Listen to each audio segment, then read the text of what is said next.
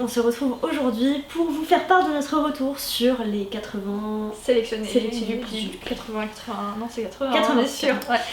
Cette année c'est une nouvelle étape en fait pour permettre plus de diversité, puis on va voir que ça l'a vraiment permis, enfin ça a fonctionné. Alors on vote pour des 81 au lieu de voter pour... Enfin on votait pas en fait, d'habitude on votait pour 25 dans une sélection de 200 livres à peu près, et là on vote d'abord pour 80 et ensuite pour 25.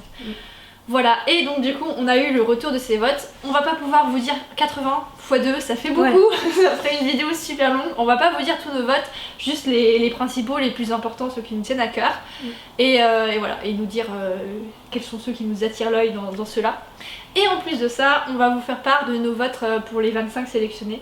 Donc pareil, on ne va pas vous donner les 25, mais les principaux. Moi déjà, ce que j'ai remarqué, c'est que parmi les 80, il y en a 40 qui faisaient partie de mes 80. Ouais. Moi il y en avait beaucoup aussi, il y en a 44 pour lesquels j'ai voté de bon cœur, en y croyant un minimum. Et il y en a 7 que j'ai voté, qui sont dans les 80, pour lesquels j'ai voté en mode il fallait que je comble jusqu'à 80. Voilà, parce que dans les 250 ou 230, pour moi il n'y en a pas 80 auxquels je crois, enfin, c'est impossible. Même si ça peut être un peu dur de sélectionner quand même, ça fait beaucoup 80. Voilà, donc au total ça fait 51 livres qui sont passés pour lesquels j'avais voté, c'est énorme. Et donc du coup forcément, quand parmi les 80, on en a plus de la moitié qui ont été sélectionnés, et dedans on doit en choisir 25, enfin, je sais pas toi, mais moi j'ai choisi parmi les 40 que j'avais déjà choisi. Ah oui, en fait. Oui. Parce que un peu comme Mélo, voilà, un peu comme Mélo, passer un certain stade, ça a été dur d'arriver à 80 en fait. J'ai pas les chiffres exacts, mais il y a toujours un moment où on commence à voter pour des choses dans lesquelles on croit moins, des choses où on se dit ah moi ça va pas le faire.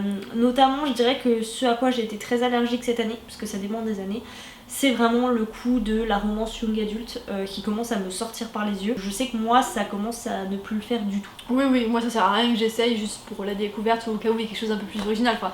Et déjà le young adulte tout court, je commence à vraiment saturer, à part du très très bon young adulte.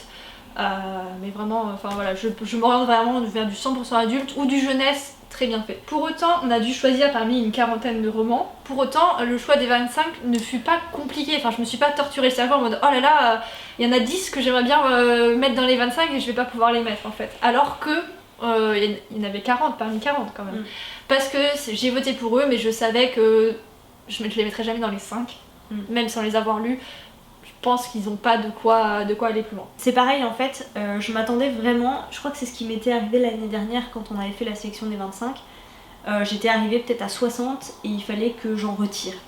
Donc je m'attendais à ce qu'il se passe la même chose, sauf que du coup je suis arrivée à 23 et il m'en manquait 2.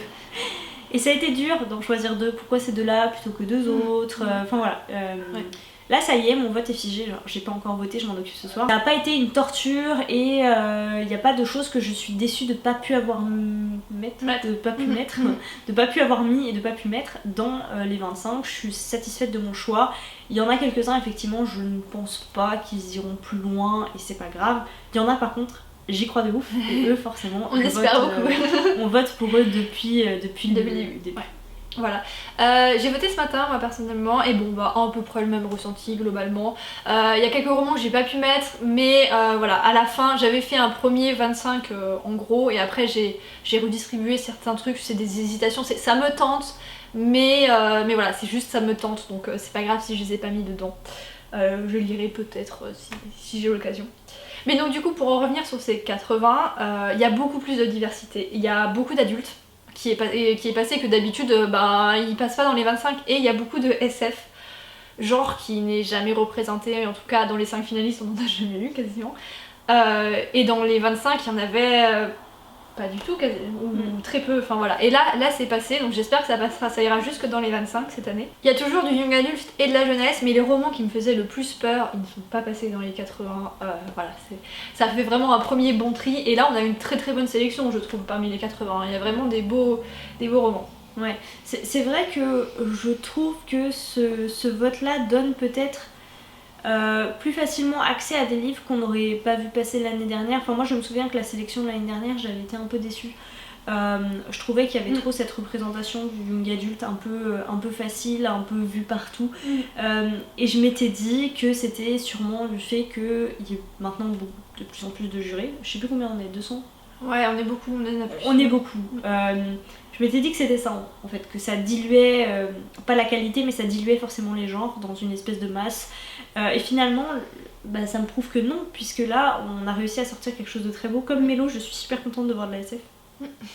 Pourtant, je suis pas une grosse lectrice. Oui, non, mais moi non plus. Hein. On en lit très peu. Bon, d'ailleurs, c'était 2 par an, c'est déjà bien. Hein. Oui, voilà, on en lit très très peu. Mais justement, ça va être un moyen d'en découvrir d'autres. Donc, très très satisfaite pour le coup des 80. Je ne crois pas avoir eu de déception.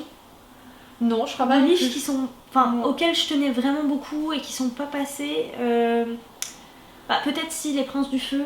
Oui, c'est vrai, il méritait d'aller au moins jusque-là. Il méritait au moins la phase là parce que pour le coup, justement, c'est du young adulte, mais il n'y a pas cet aspect romance. Cet aspect romance.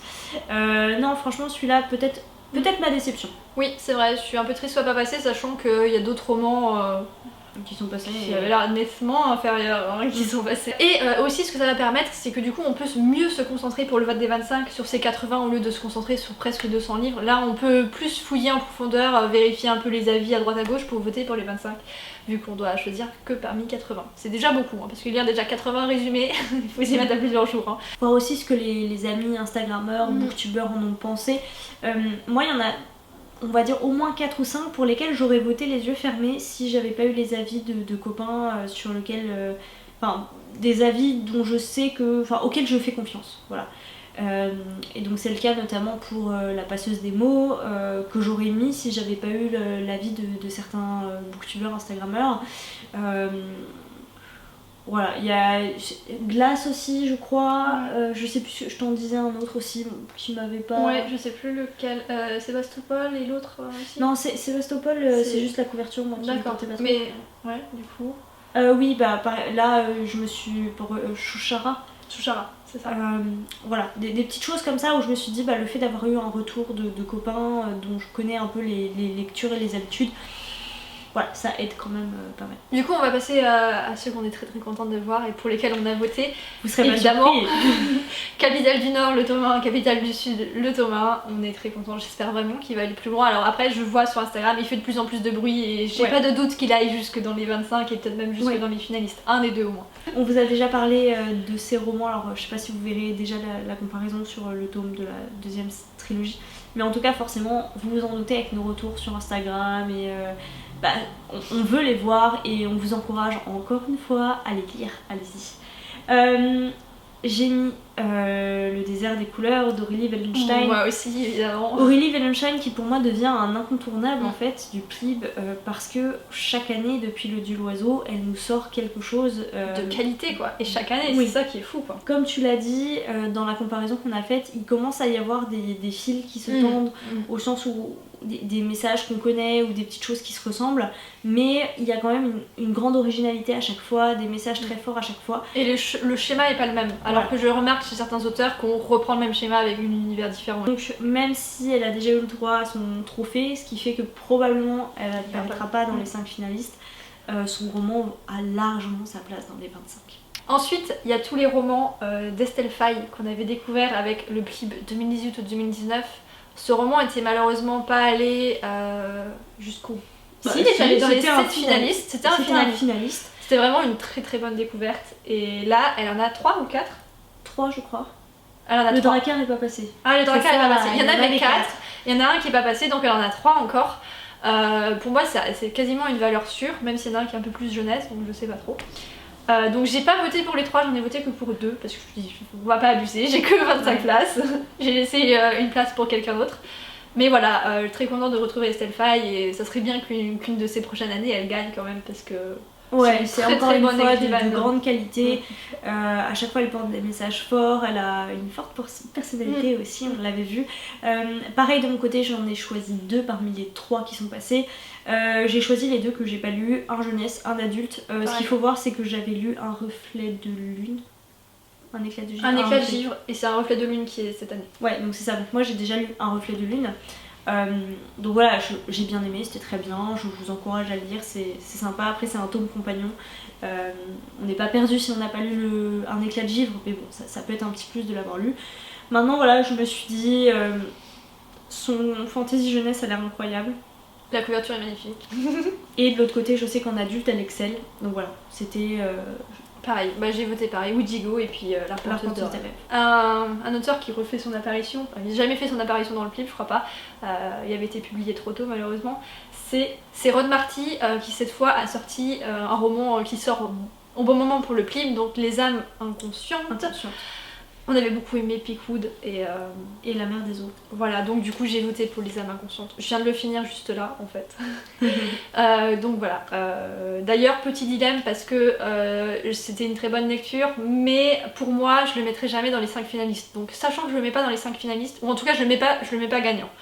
Sachant que je le mets pas gagnant, est-ce que je peux quand même me permettre de voter pour qu'il apparaisse dans les 25 ? J'ai un peu hésité, mais je me dis dans tous les cas il reste largement supérieur à des romans que je mettrai jamais dans les 25, donc il avait quand même sa place, donc au final j'ai quand même voté pour lui. Moi aussi j'ai voté pour lui parce que effectivement il a rien publié pendant très longtemps. Voilà, c'est ça. Mais ses 2 premiers romans avaient été, je pense La mer des eaux, un coup de cœur. Les enfants de Peakwood, c'était peut-être un peu trop trash pour moi.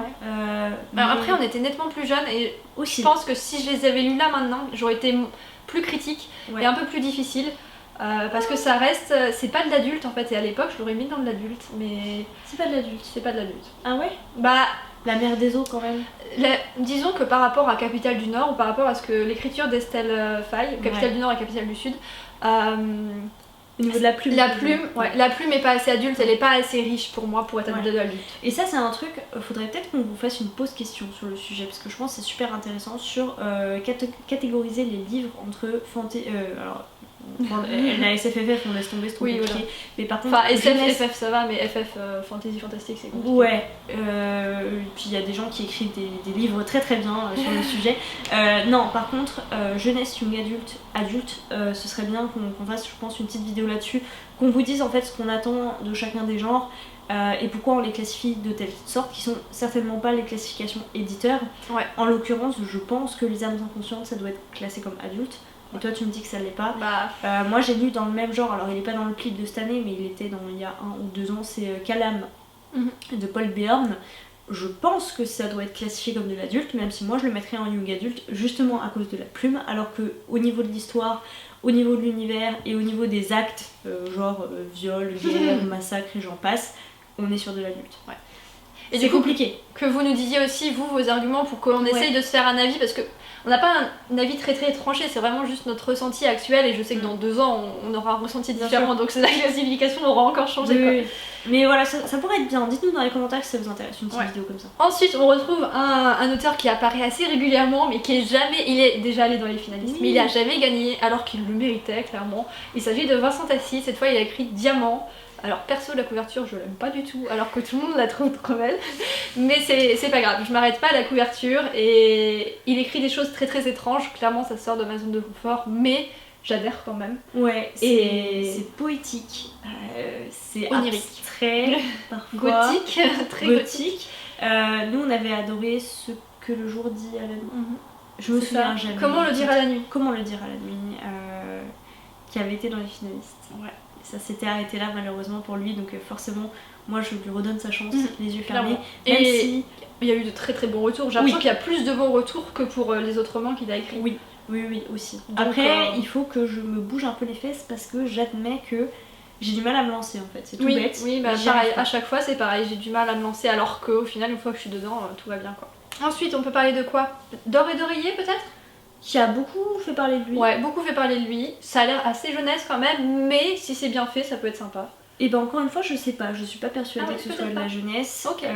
Maintenant, la couverture déjà est sublime. C'est une réécriture de contes, vous savez que j'aime La princesse bien au petit pois. J'aime pas trop les réécritures de contes. Parfois, je les ai dégagées les réécritures de contes, mais celui-là, il me disait bien, donc. Et d'ailleurs, en parlant de réécriture de contes, je ne suis pas sûre d'avoir vu de roman de Magic Mirror. Si, j'en ai vu un. Juste là, La Mélodie des Limbes. Ah ok, ok d'accord. Je l'ai mis dans le pourquoi pas, mais je crois pas, non j'ai pas voté pour lui. Mais j'avais voté pour lui pour les 80. Ok, d'accord. Magic Mirror, l'année dernière, il y en avait trop. Au Ouais. moins 3. Il y en avait beaucoup. Là, cette année, beaucoup moins. Moi, j'étais pas tentée. Les couvertures me disaient rien, enfin ça faisait clairement, ça me faisait dire que c'était pas pour moi. Enfin. Et puis, côté réécriture de conte, par contre, j'ai mis l'enfant pan. Je sais pas de chez qui c'est, mais Il y a aussi une autre autrice dont je sais pas si t'as pas lu les mêmes romans que moi. Enfin, on n'a pas lu les mêmes. il s'agit de, comment elle s'appelle, Marina. Johanna Marines. Johanna Marines. Elle avait écrit son premier roman pour le prix 2019, je sais plus quelle année. Ça fait trop loin. C'était Aetopia. Atmosphère. Non, ça c'est le nouveau nom. Et il avait un autre nom avant. Il a changé d'éditeur et tout. Bon, je sais plus son nom. Atmosphère, on va dire ça. J'avais beaucoup aimé. Enfin, en tout cas, pour un premier roman, j'avais trouvé ça bien. C'était pas un coup de cœur, mais c'était vraiment pas mal. Et il y avait Cendre qui est apparu au Plib 2020 ou 2020. On en a fait une story. C'était pas mal. Enfin, je pense qu'elle va progresser encore et ça peut devenir vraiment très très bien. En tout cas, elle a une bonne imagination. Et donc là, il y a Encens qui est sorti cette année. Auquel je voulais donner sa chance. Voilà, pareil. Alors moi, vous savez que j'avais été très déçue par Cendre. Ouais, t'attendais beaucoup des steampunk. J'attendais énormément au niveau notamment de l'histoire, voilà, tout simplement. L'histoire était très bien, les concepts étaient très bien, l'univers était très bien, mais c'était... pour moi, ça ressemblait un peu à les grandes lignes d'une histoire. Il n'y avait pas de détails, il n'y avait pas d'approfondissement, c'était très en surface. Donc très décevant. Donc je lui laisse une autre chance, puisque là, pour le coup, on parle de steampunk. On est en Louisiane, je crois. Ça me rappelle la mer des eaux. On cherche un tueur fou. Moi, ça m'intéresse de fou. De la même manière, Laetitia Danet, elle a écrit Rosen. Rosen que j'avais lu grâce au Plib aussi. Et Rosen... Ça avait été mitigé comme lecture, il y avait toute la partie univers avec les jeans que j'avais adoré, mais en même temps c'était trop... Le premier tome, parce que j'ai vu des très très bons retours sur les deux autres, notamment parce qu'il a été réédité chez Le Livre de Poche, je crois, avec des couvertures sublimes. Il paraît que les deux autres tomes sont pas comme ça, mais dans le premier c'est très très très triangle amoureux et très très young adulte, donc j'avais été déçue, même si dans le fond j'avais passé un moment plutôt ok. Donc je lui laisse sa chance sur Fleur d'Oko. Notamment parce que l'univers et la magie, je crois que du coup c'est d'inspiration africaine, je crois. Je sais pas du tout. Ou alors Amérique du Sud, je sais plus. Mais en tout cas, ça m'a intriguée. Ouais, moi aussi ça m'a intriguée, surtout que Patatras en a fait un retour, mais un coup de cœur phénoménal. Donc je lui fais plutôt confiance, en général on a plutôt les mêmes avis, genre elle a pas aimé Rocaille comme nous, un truc comme ça. Donc je pense qu'on peut lui faire confiance en termes de goût, voilà. Après je suis pas à 100% convaincue, on verra bien. Oui, mais on lui laisse, je pense que ça va de lui laisser la chance très cool, le d'entrer dans les 25. Ensuite, il y a un mélange entre de la SF, de l'adulte fantastique et des romans un peu bizarres auxquels j'ai laissé leur chance. Je me dis pourquoi pas, ça a l'air sympa. Voilà, et alors comme on ne veut pas vous citer tous les 25, non, je sais pas, ça se trouve on va tous les citer à la force. N'hésitez pas à aller sur Instagram, je fais un récap de tous les romans des 80, parmi les 80. Je fais un récap de tous les romans parmi les 80 qui m'ont tapé dans l'œil, donc c'est pas forcément mes votes, hein. Il y en a pour lesquels je ne vais pas voter, et il y en a pour lesquels je vais voter mais que je ne ferai pas apparaître là-dedans, je sais pas pourquoi, je cherchais pas la logique. Mais voilà, sur Instagram je poste un peu ça, 4x4 ou 3x3. Donc voilà, si vous voulez un complément à cette vidéo, allez sur Instagram. Ouais. Ben, comme Mélo, le reste pour moi c'est de l'ASF parce qu'on en a cité très peu jusque là, mais Sable Bleu, Outsphère, Terre pour moi, pour ma part, pas pour toi. Le troisième Exode qui me tente pas mal. 7 jours avant, je crois. Avant 7 jours. Avant 7 jours. After il a l'air vraiment ouf. Dans le côté post-apo, il y a Villa Amina, dont j'ai vu des très très très bons retours. Les Oubliés de Lama aussi, que j'ai mis. Perso, je l'ai pas mis parce que à chaque fois, les romans de l'autrice, c'est pas des coups de cœur. C'est des bons romans, mais c'est pas des coups de cœur. Je me dis, je vais donner la chance à quelqu'un d'autre, mais j'aurais pu mettre. J'ai vu des très très très très bons. Après, il y a toujours de très très bons retours sur les romans de Florian Flas, mais celui-ci, j'ai l'impression particulièrement qu'il a fait beaucoup beaucoup de bruit. Comme Faux Diamant au final, j'ai l'impression. Le Chien du Forgeron, Le Chien du Forgeron, là pour le côté fantasy adulte, je crois, qui me tente beaucoup. Côté fantasy jeunesse, La Sorcière, je crois. C'est jeunesse, c'est tout petit. On dirait pas comme ça. Il me tente beaucoup. Il a l'air très intéressant. J'ai assez peu joué sur le côté steampunk parce qu'il y en a quelques-uns. Il y en a un peu moins quand même. C'est un peu moins à la mode peut-être. Je crois les loups de Prusse, ça doit être du steampunk. J'ai mis direct en non. Le grand jeu, ça doit être du steampunk aussi. Donc voilà, moi c'est des romans qui m'ont tenté au premier abord, que j'ai mis dans mes 80 et que j'ai éliminé pour la suite. En fait, j'ai tendance à devenir méfiante maintenant avec le steampunk. Alors que les univers steampunk ont de quoi être géniaux, mais en général, c'est trop lié à du young adulte pas fouillé. Il y a des très bons, je pense qu'il y a des très bons steampunk adultes, mais en l'occurrence, c'est vrai que moi, ce qui m'a particulièrement refroidi, c'était Le Secret de l'Inventeur, qui est une. Pardon. Que je n'ai pas apprécié du tout. Et du coup, forcément, c'est un peu difficile d'aller plus avant là-dedans. Nos jours brûlés aussi en SF. Voilà, qui a l'air fou. Et un peu SF, mais qui frôle la fantasy fantastique. Enfin, il est un peu à la limite, j'ai l'impression. On va s'arrêter là, je pense. Ça fait déjà une très belle liste. Donc voilà, vous avez eu notre retour sur les 80. Cette nouvelle méthode nous convient bien. On va voir ce que ça va donner sur la suite, mais on est assez confiante. Ouais. On prie un peu. Et puis on a hâte. Alors je sais pas quand est-ce qu'on aura l'annonce des 25, sachant vers que le 22-23, un truc comme ça. Oh, c'est loin. C'est loin. C'est bien. Oui, on vote lundi 15. C'est la même semaine que la fin des votes quasiment. Bon allez, on espère que cette semaine va passer vite, mais j'ai très très très hâte de savoir ce qui est passé dans les 25. Et juste après on vous refera une vidéo du coup. Ouais bah oui. Du coup ce qu'il faut voir, je vous l'ai pas trop dit, mais je suis pas très à fond honnêtement sur ce début de Plib. Je sais pas pourquoi, parce que peut-être je suis dans le pumpkin, parce que je suis dans d'autres trucs. Dans les vacances, retour de vacances aussi. Donc forcément je suis moins concentrée, je suis moins dans j'ai envie de lire plein de sorties, parce que je me suis rendu compte aussi cette année, je n'ai lu que 4 sorties. De l'année 2021. Mais t'as tellement de livres super cool qui t'attendent aussi déjà. Mais voilà, finalement, par rapport à d'autres années où on avait pu bien avancer sur sur un certain nombre de sorties, là, pas trop. On en a lu 3-4 quoi. Moi, voilà, 4. Là, je commence à en lire plus alors que j'avais pas forcément envie juste avant, puis ça m'a piqué tout d'un coup. Ouais. Donc les âmes inconscientes, et je suis en train de lire Ouijigo actuellement. Voilà. Mais du coup, forcément. Ça met peut-être moins dans le bain, et je pense que les 25 ça va me redonner un coup de boost. Je vais y aller plus. Déjà quand j'ai vu certains romans qu'ont offert les maisons d'édition, ça m'a donné envie. Enfin, j'ai eu une première impulsion qui est malheureusement retombée parce que vacances. Mais là voilà, ça commence à monter, et puis après l'étape des 25 je la trouve toujours très courte. Moi c'est toujours ça qui me panique, c'est que du coup comme j'en ai lu encore moins, que j'en ai pas lu sur la période des 80 aux 25, et bah dis donc sélectionner les 5 ça va être compliqué, je vais pas pouvoir tout lire, ça c'est sûr. Bah de toute façon moi non plus, même l'année dernière où j'avais beaucoup d'avance je trouvais l'année dernière, et au final ça m'a pas permis de... Ça m'a permis d'éliminer, mais ça m'a pas permis de dire voilà ça va dans les 5. Et donc au final j'ai voté quasiment pour des romans que j'avais pas lu sauf exception quoi. Ouais, mais ce qu'il faut voir c'est que l'année dernière on en avait lu je sais pas 12 ou 13 sur 25, enfin c'était énorme. On avait fait un gros taf, là je pense qu'on y sera pas. Ça dépend lesquels passent dans les 25, ça dépend, on verra. En tout cas, n'hésitez pas à nous dire vous lesquels vous êtes content de retrouver dans les 80 et lesquels vous voulez qu'ils aillent plus loin. Et puis on vous souhaite de très bonnes lectures jusqu'à la prochaine vidéo.